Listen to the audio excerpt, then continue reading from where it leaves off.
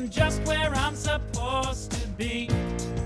I'm in the right place at the right time. I am just where I'm supposed to be. I'm in the right place at the right time. I am just where I'm supposed to be. Oh, my soul is welcome here. Oh, my soul is welcome here. I am getting the message loud and clear. My soul is welcome here. Oh, yeah. All right. I'm in the right place at the right time. I am just what I'm supposed to be. I'm in the right place at the right time. I am just what I'm supposed to be. Oh, my soul is welcome here.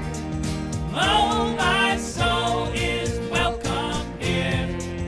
I am getting the message loud and clear. My soul is welcome here. Oh, my soul is welcome here. Oh, my soul is welcome here. I am getting the message loud and clear. My soul is welcome here. I am getting the message loud and clear. My soul is welcome here. My soul is welcome here. My soul is welcome here. My soul is welcome here. My soul is welcome here. My soul is welcome here. My soul is welcome here. My soul is welcome here. My soul is welcome here. My soul is welcome here. My soul is welcome here. My soul is welcome here. My soul is welcome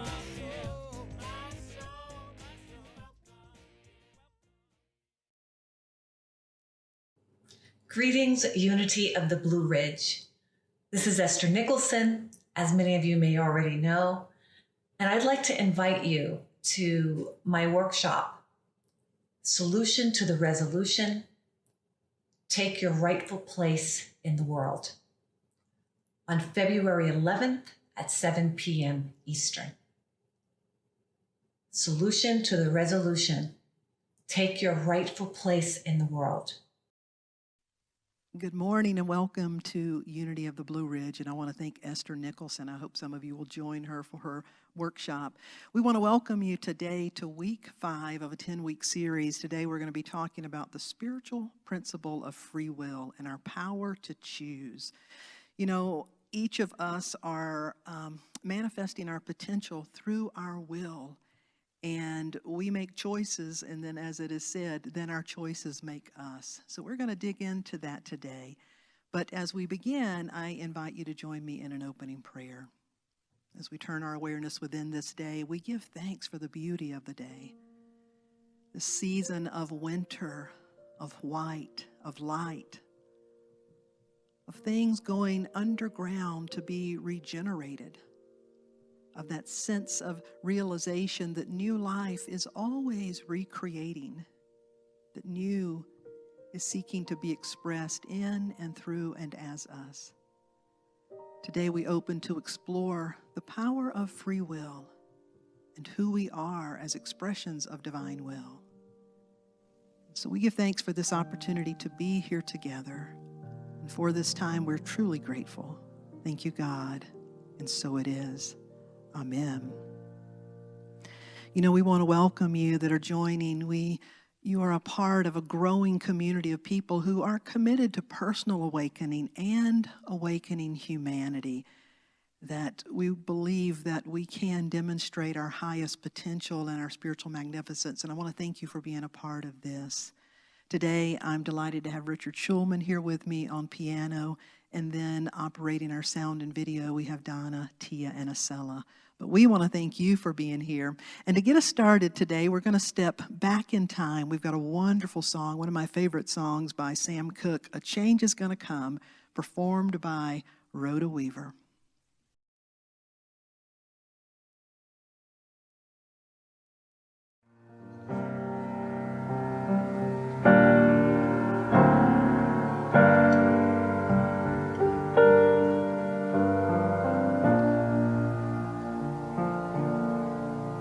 I was born by the river in a little tent. Oh, just like the river, I've been running ever since. It's been a long, long time coming, but I know change gonna come. Oh, yes it will. It's been too hard living, but I'm afraid to die, 'cause I don't know what's up there beyond the sky. It's been a long, long time coming, but I know a change gonna come. Oh, yes it will. I go to the movie and I go downtown. Somebody keep telling me, don't hang around.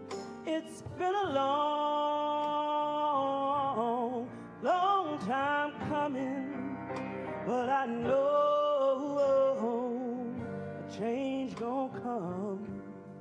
Oh, yes it will. Then I go to my brother, I say, brother, help me please. But he winds up knocking me back down on my knees. Whoa! There have been times that I thought I couldn't last for long. Now I think I'm able to carry on. It's been a long, long time coming, but I know a change gonna come. Oh, yes it will. And it's been a long, long time coming, but I know a change gonna come. Oh, yes it will.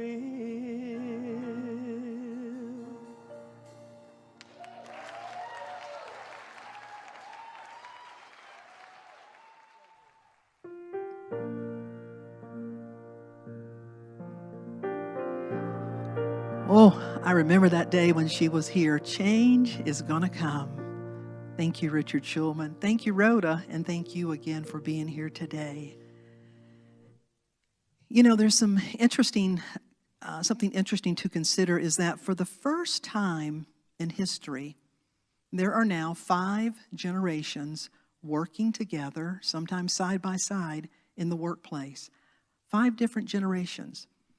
There's the older generation called the traditionalist or the silent generation, those who were born before 1946. There are the baby boomers like me. There's Gen X. There are the millennials. There's Gen Z. 5 generations working together. Well, the European Commission is launching a campaign for all generations, a campaign for all people to be the generation awake. When I read that, I said, yes, generation awake. That no matter which of the 5 or even 6 children are in a 6, whatever generation you're in, what if we would all be generation awake? It's an awareness raising campaign about the power of our choices. In Europe, the tagline is Generation Awake. Your choices make a world of difference.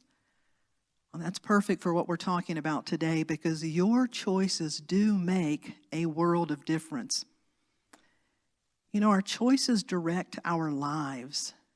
And the good news is we can develop the capacity to make good choices, to really understand the power of our will, the responsibility of our will, that we're created to develop that will.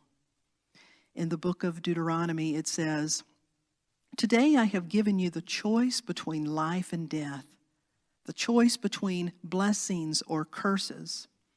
Now I call on heaven and earth to witness the choice you make. Oh, that you would choose life." You know, so often we tend to think about good and evil as an entity of good or an entity of evil. But good and evil are first and foremost expressions of our free will, that which we call good and evil are expressions of our free will, that energy is neutral.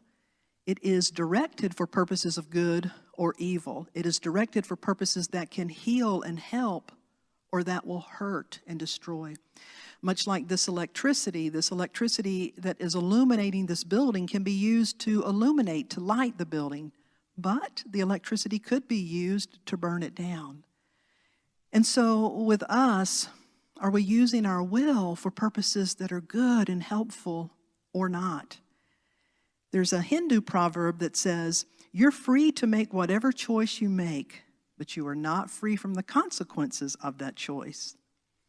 In the Buddhist tradition, there's a saying that says, "People say a lot. Watch the choices they make. Actions do speak louder than words." As I said earlier, we make choices, and our choices make us.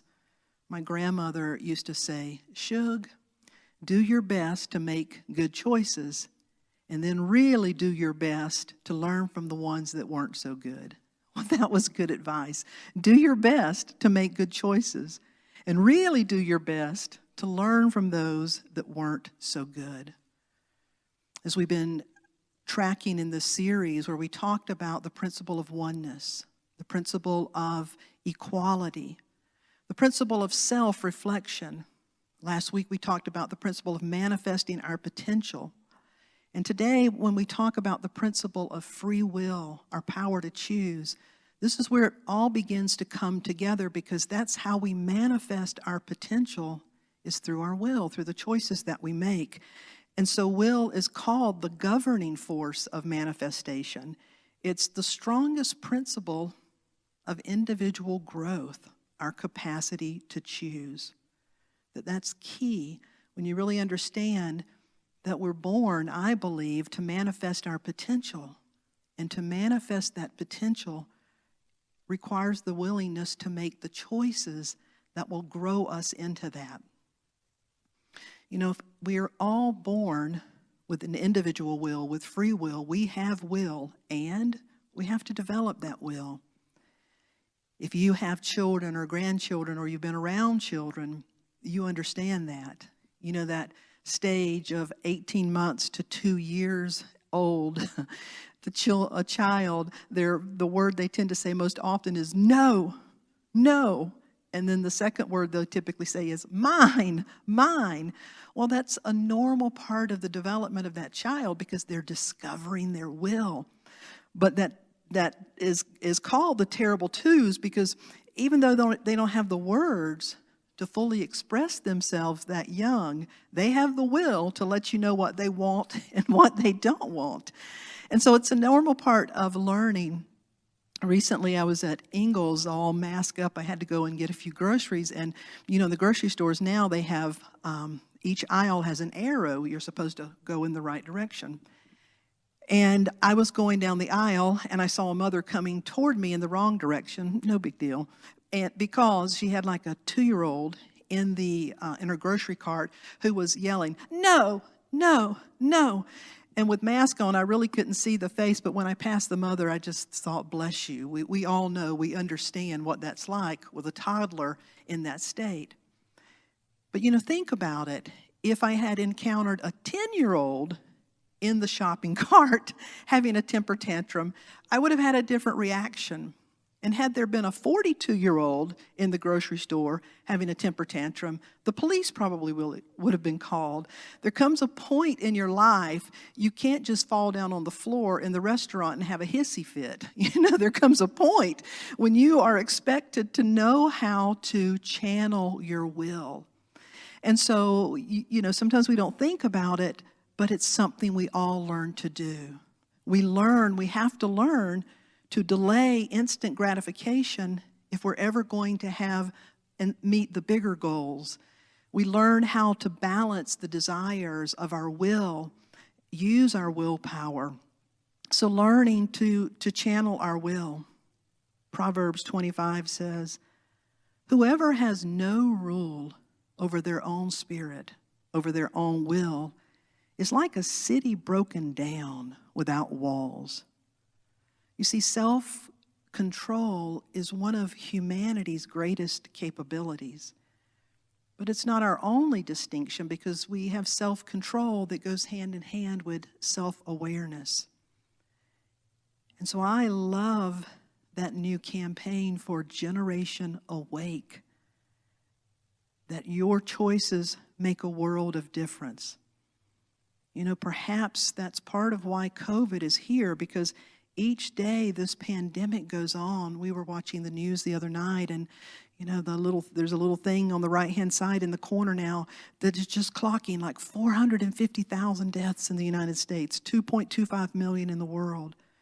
It's becoming a normal part of our day to see this, but it's reminding us of the power of choosing, of the choices that we make, and the necessity to choose wisely.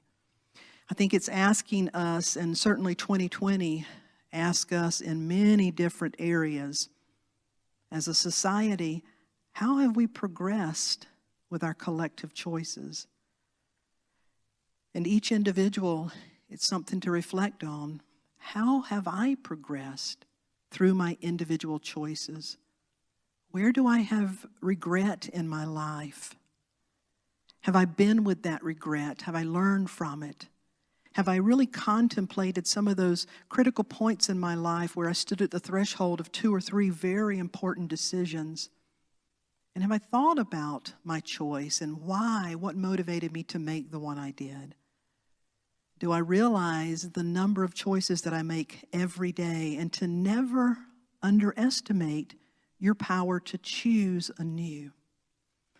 I believe that's one of the primary messages that Jesus was conveying in a parable, a little story that comes in the Gospel of Luke, chapter 10. It's a story about 2 sisters, Mary and Martha. The story says that Jesus and his disciples were passing through, and Mary and Martha invited Jesus into their home. And it picks up and says, as Jesus and his disciples were on their way, he came to a village where a woman named Martha opened up her home to him. She had a sister called Mary. Mary sat at Jesus' feet, listening to what he was saying. But Martha was distracted by all the preparations that had to be made.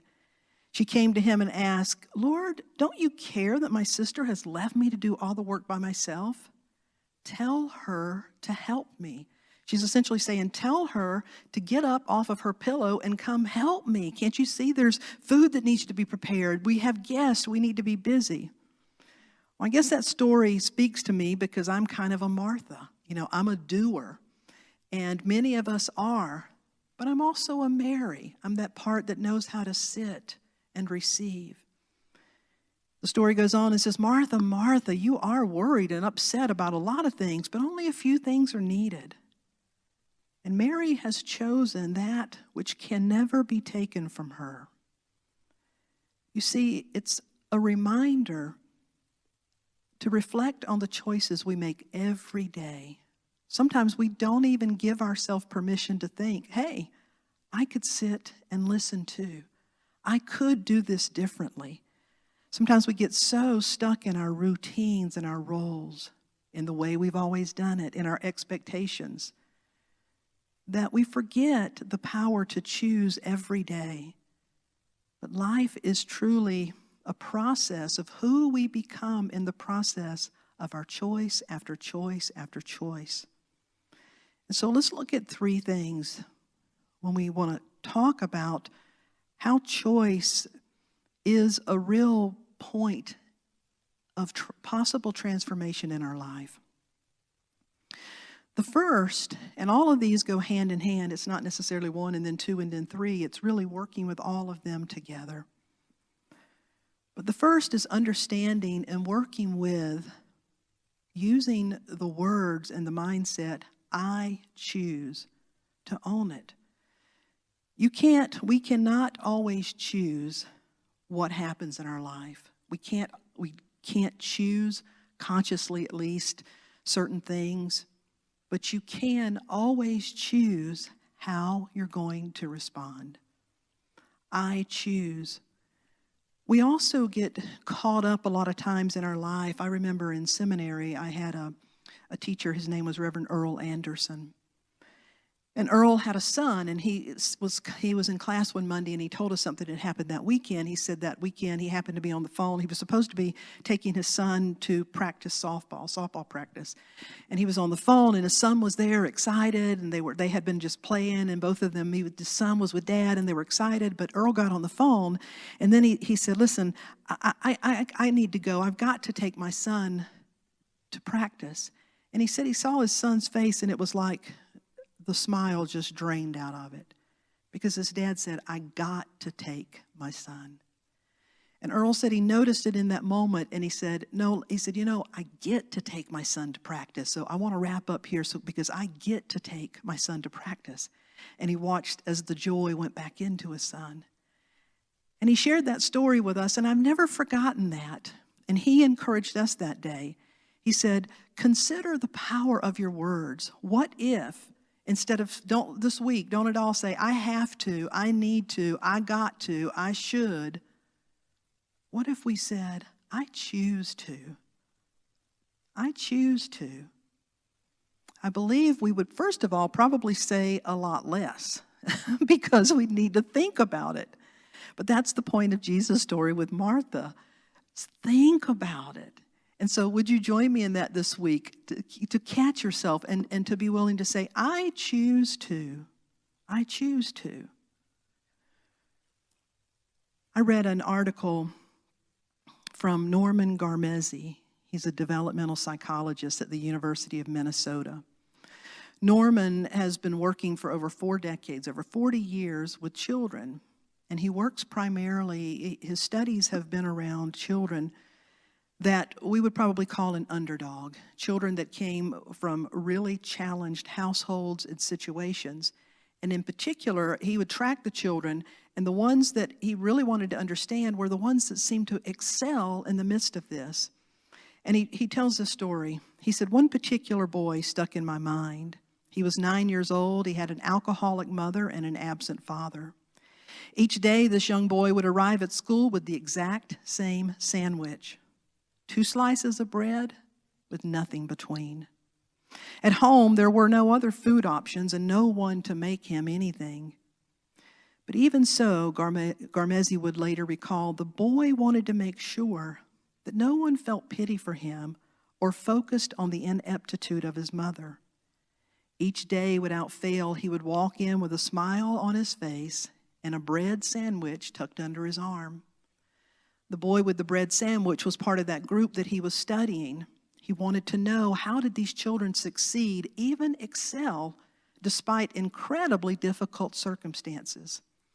Well, after following them for years, he identified one very clear common denominator, and it is called an internal locus of control, LOCUS, an internal locus of control. And that means that they believed that not their circumstances affected their achievements, but their choices. That this boy in particular said he may not be able to control the external forces. He may not be able to control his mother's drinking or his missing father or the absence of things that he needed. He may not be able to control that, but he could control his destiny and his life by his choices. And what a gift when a child can believe that. It's powerful when we as adults begin to learn to channel our will and to realize that it's not by might, it's not by power sometimes. Sometimes they don't work. But by the Spirit, by the willingness, I choose. I get to choose. There's a saying going around on Facebook right now that says, you're not responsible for the programming you picked up in the download years of your childhood, but you are 100% responsible for installing the upgrades. You know, I want to be generation awake. I want to really harness the power of my will and my choices to understand that they're there to manifest my potential. I choose. The second part of that is I commit.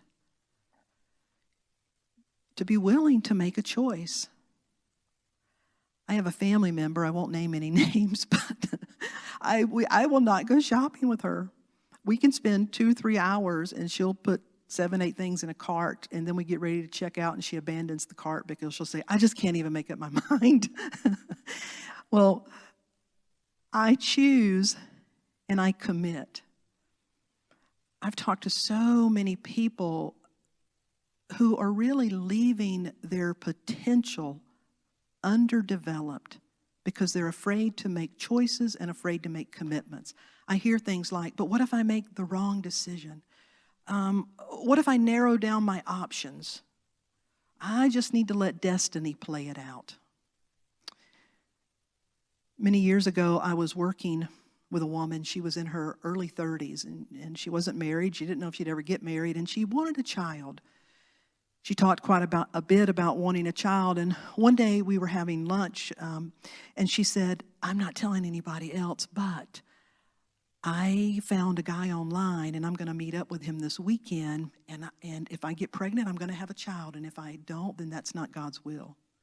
And I looked at her, and I thought, do you know this guy? And she said, well, and we just met on the internet. I said, you don't know this guy and you're going to meet up with him this weekend and you may get pregnant? And she said, yeah, because if it's God's will, I will, and if it's God's will, I won't. And I literally said out loud before I could stop myself, are you crazy? and she said, but doesn't it work that way? You know, if I just try, doesn't it work that way? And I said, I don't think it does, unless, you know, he could be an axe murderer. He could have a disease. God only knows what you may get. And, you know, and is that really how you're going to make your decision? Well, the good news is that she decided not to go that route. But the point is, so often we don't take the time to uncover our heart's desires. And I hear so many people, it's like, well, if the universe, you know, and I'm like, well, would you just jump out of an airplane and say, well, if God wants me to live, I will. That we have wisdom, and we shouldn't be afraid to make choices when choices need to be made. When we understand that we can choose, we can commit, and in a minute I'm going to talk about a line. Not too long after I was talking to this woman, well, and I say not too long, just a few years, I had been having this in my mind, this feeling, knowing I was called to ministry. I was a kid. I either knew I'd be a minister or an archaeologist. Well, we see how that turned out. And so I played preacher and singer as a kid. All my life I had that, but I just thought, you know, when I retire, sometime in the back. But in my 30s, it really just started coming up, and I just kept trying to put it off and put it off and put it off until finally I just couldn't anymore. And as things transpired, I reached a point, and I had discovered Unity and had taken some classes and was ready. I could apply. And so I thought, okay, universe, I'm going to send in my application, and I'm just going to let you decide, God. I'll send in my application. If they accept me, I'll go, and if they don't, I won't go. And I had talked to my minister in Raleigh, North Carolina, Reverend Barry Vennard, about this, and he said, great, you'll get in, no question about that. Well, I got a letter back a few weeks later. Thank you for applying. And it said, we can take 40 applicants, and you are number 41. You are officially on standby. And I thought, standby? I didn't even know that existed. I went and told my minister, and he said, well, that's a crock of, I won't repeat what he said. And I thought, well, that didn't help me a whole lot. He was more upset than I was. But I was mystified. And essentially, I was number 41. There were 40 applicants, and I came in number 41, so I was on standby. So if anyone withdrew their application or decided not to go, they'd call me. So I was living in that. And in the days of living in that, and one morning in my prayer time, I just had to really look. I had to really spend some time going inside. It's like, Darlene, why did this happen? What do you want? And I was afraid. I was afraid to leave my cushy job with my 401k plan and all of that stuff. What if I did all of that and then didn't like it? What if I really wasn't being called? What if? And I remembered that I had always heard a saying that said, if you're thinking about being a minister and you can be anything else, do that. That thought came to me. And I thought, I could do 1,000 other things. I could work at McDonald's if I needed. I could do lots of things. But when I began to think about doing anything else, tears began to stream down my cheeks. And in that moment, I got it. Yeah, I can do a lot of different things, but I'll never be content.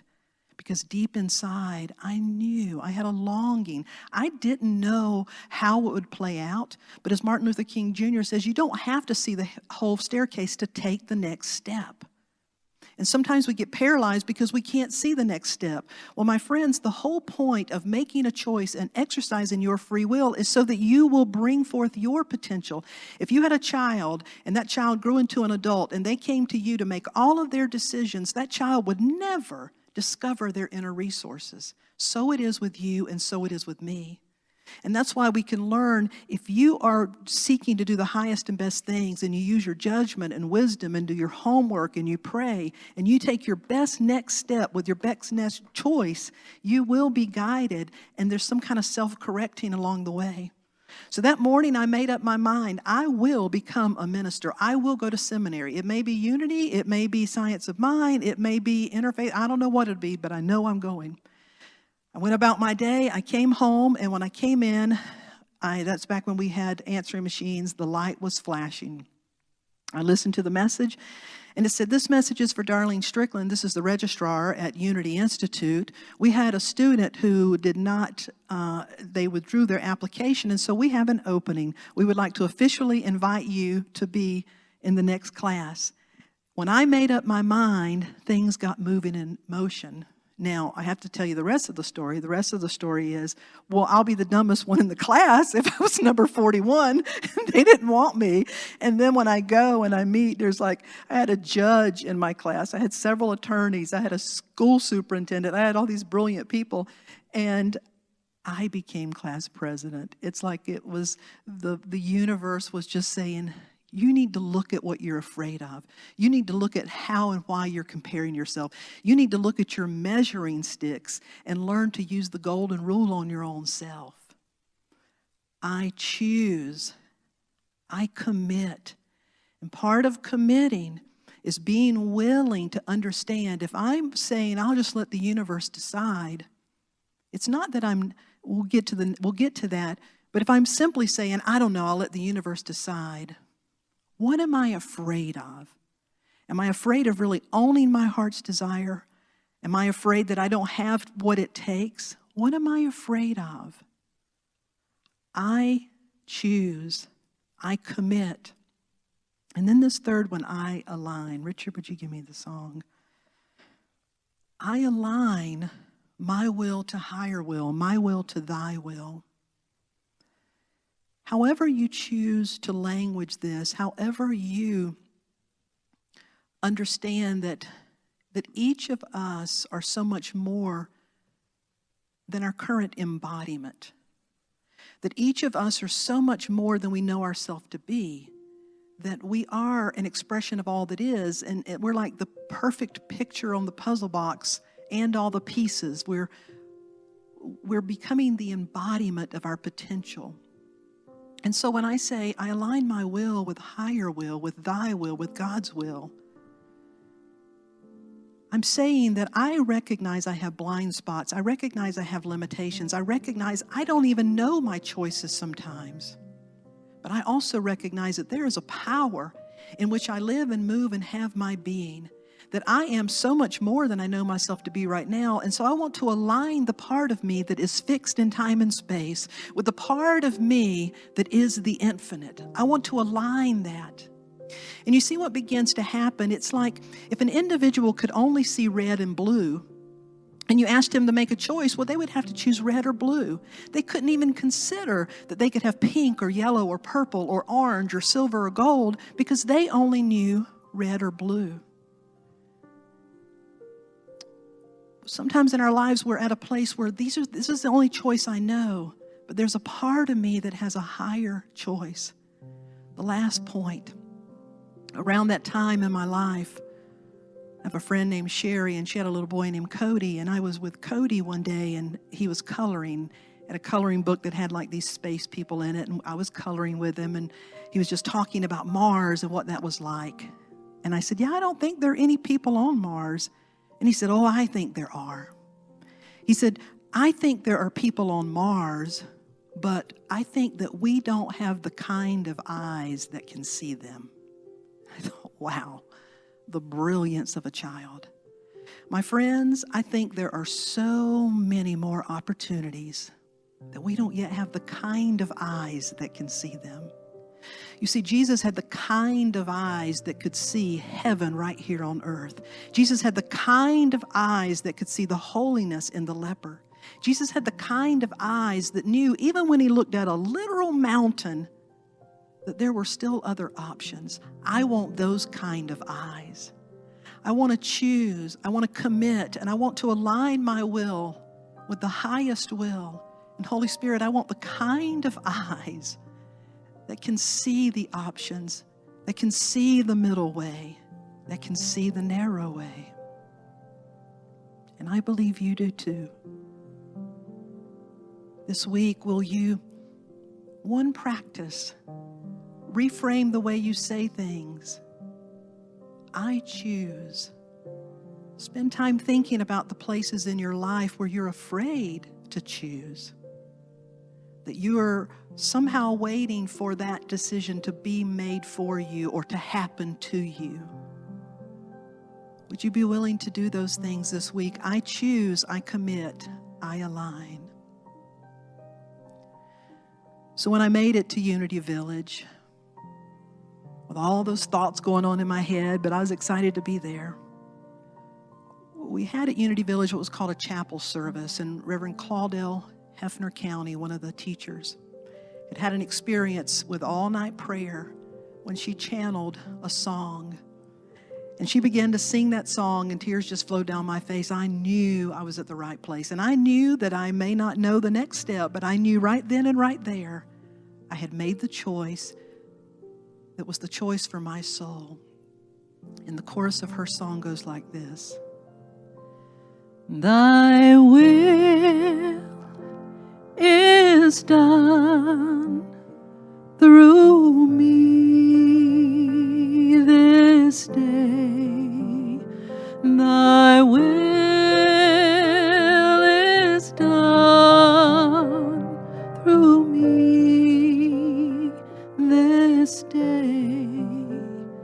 You see, I can say the higher will, the thy will is done through me this day. Because I have chosen life. I have chosen healing. I have chosen love. I have chosen to do my very highest and best, coming from a place that honors the light in you as it honors the light in me. I have chosen to do my best and to have the kind of eyes that can see the highest and best. And when we do that, we can say and trust and know that thy will, the higher will, I am directing that will for purposes of good, for purposes of wholeness, for purposes of holiness. And therefore it flows through me and it flows through you. Thy will. Thy will is done through me this day. Thy will is done through me this day. I invite you to close your eyes. And with your eyes closed, to smile.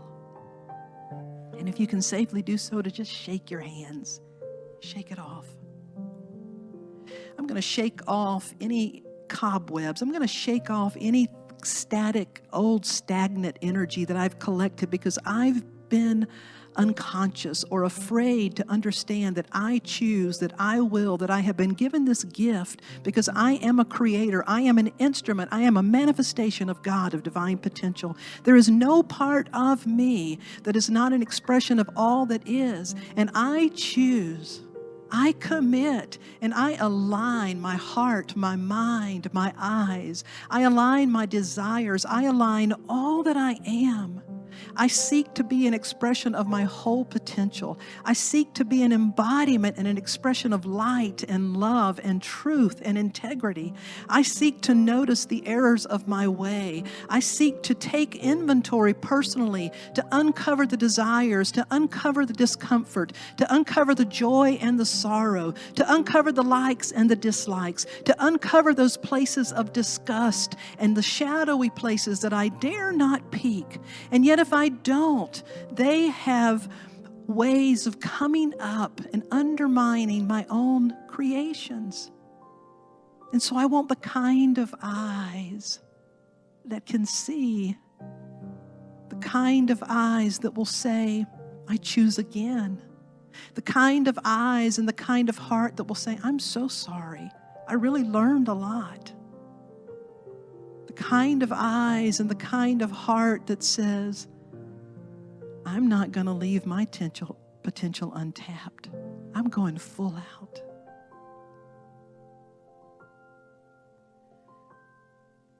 And thy will is done through me this day. Thy will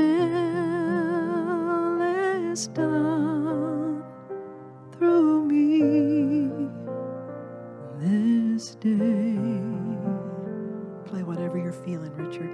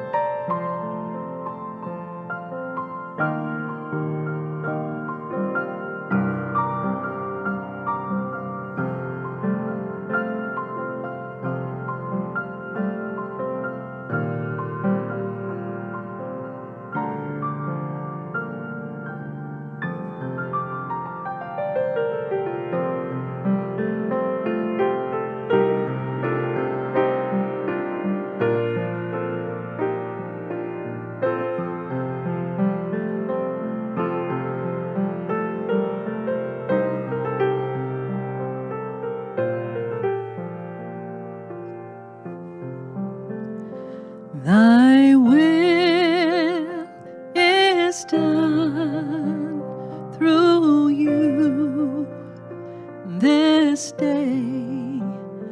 Thy will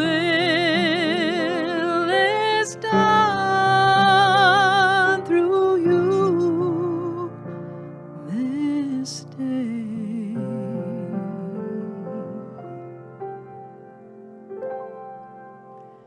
I choose, I commit, I align. Richard, that was beautiful. Thank you. I want to thank each and every one of you for being here with us today. I want to thank you for the way you've been working with these principles. And I do believe this week, as we all really pay attention to what we're choosing, why we're choosing it, how we're committing or not, and knowing that we can align, I know good things are happening. So today is the first Sunday in February. There's a couple of exciting things. We are we choose to have Zoom room. And so as soon as we're going to have a couple of announcements and then an ending song.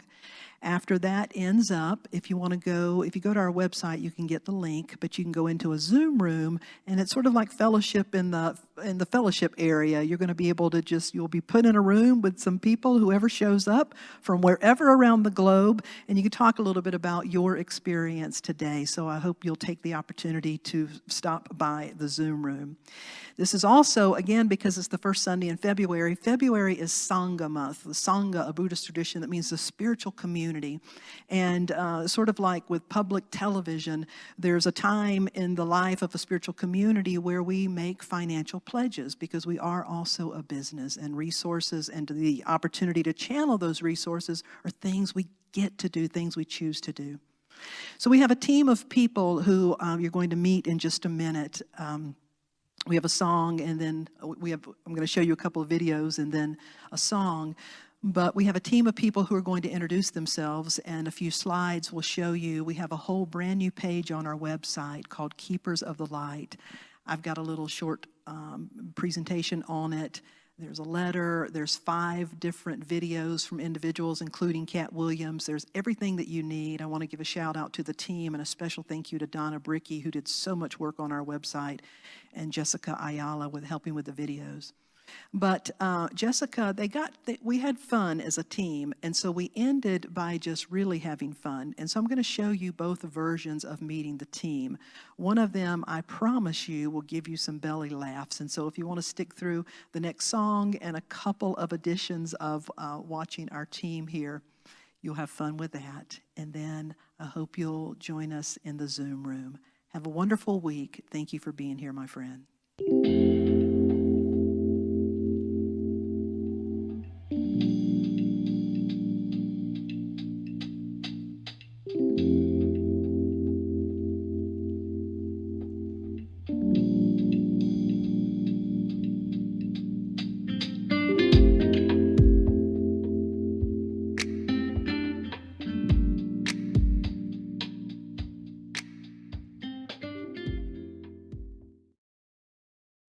I'm Jessica, and I'd like to welcome you to our 2021 Keepers of the Light program. Keepers of the Light are committed to personal awakening and awakening humanity. We make this possible by supporting our Unity Center and the growing community it serves. For me, continued unfoldment and being part of a loving spiritual community deeply matters. I'm Sharon. I am a keeper of the light at Unity of the Blue Ridge because I believe in giving back to what has been so graciously given to me in this community. I'm Dick Allen, a keeper of the light at Unity of the Blue Ridge. This is my spiritual home and my church family. And just like my physical home and my natural family, my intent is to sustain, nurture, and maintain Unity of the Blue Ridge. I'm Lisa Briggerman, and I am a keeper of the light at Unity of the Blue Ridge because during this darkest time since the pandemic has started, it's been a dark time for me in my life and in the world. And honestly, Unity has been that light, that calm that has sustained me.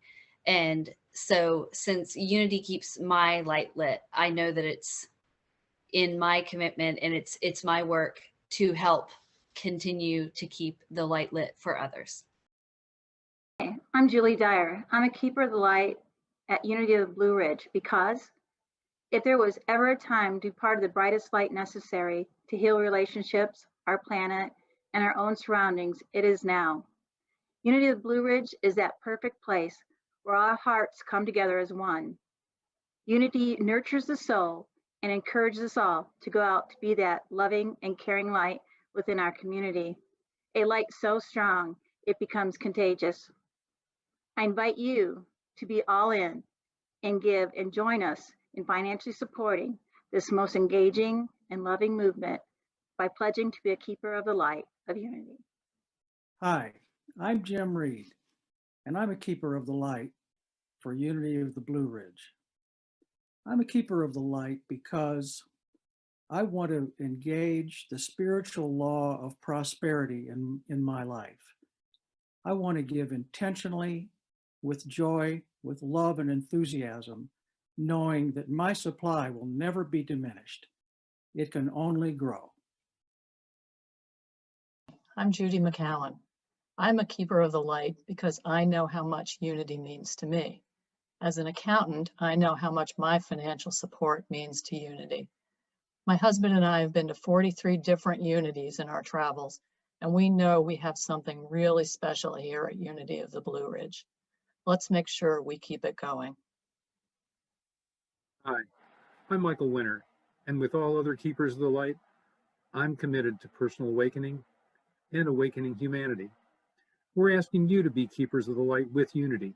Together, we make it possible with our support and financial provision.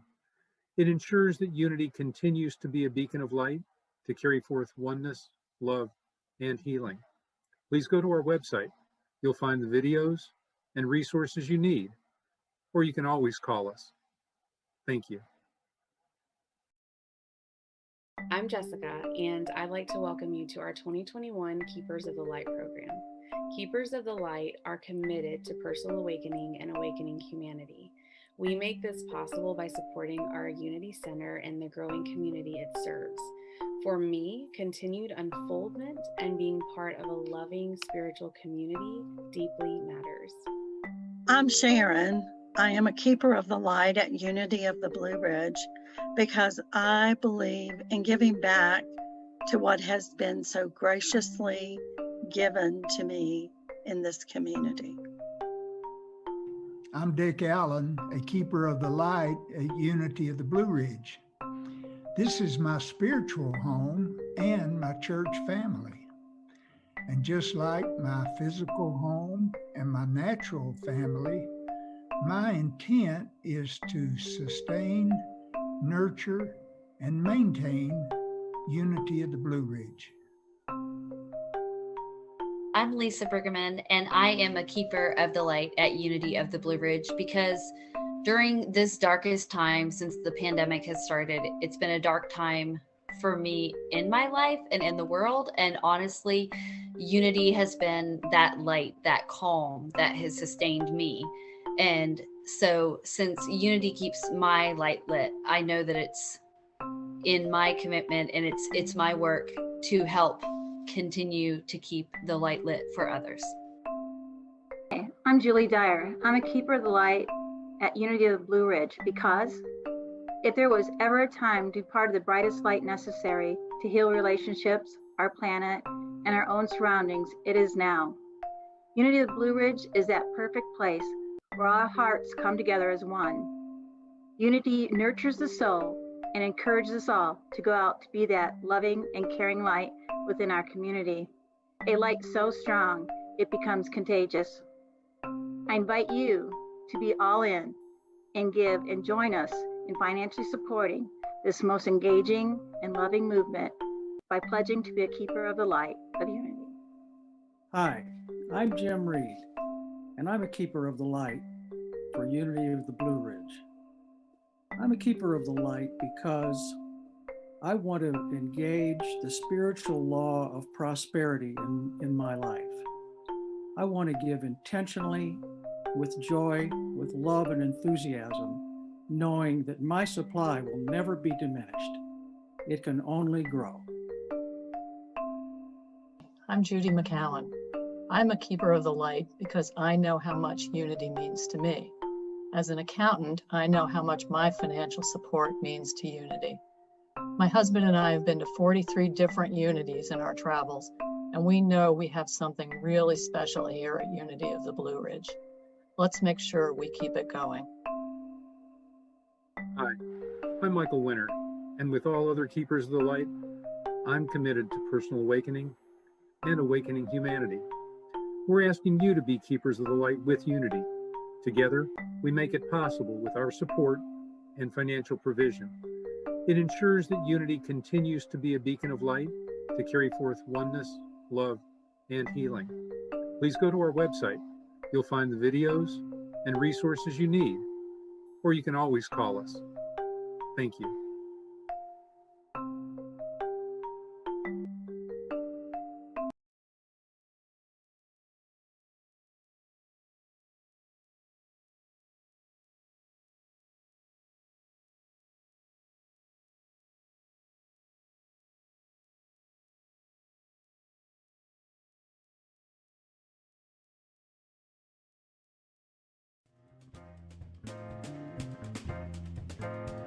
I'm living in the sunset, lightning in my bones. Push me to the edge and I will stone, because I believe in a better way. Fools will be fools and wise will be wise, but if you look at the world, I look it straight in the eye, because I believe in a better way. Yes, I believe in a better way. What good is a man who won't take a stand? What good if a cynic if it's no better plan? Because I believe in a better way. Yes, I believe in a better way.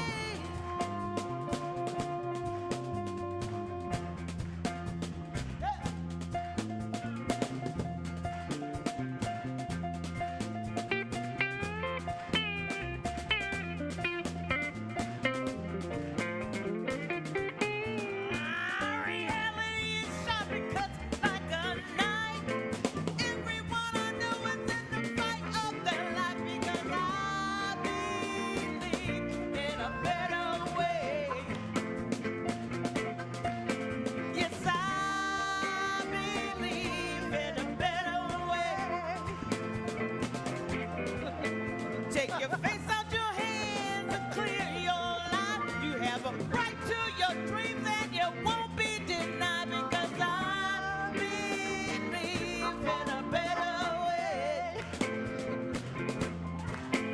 Yes, I believe in a better way. I said I believe in a better way. Come on, sing it with me now.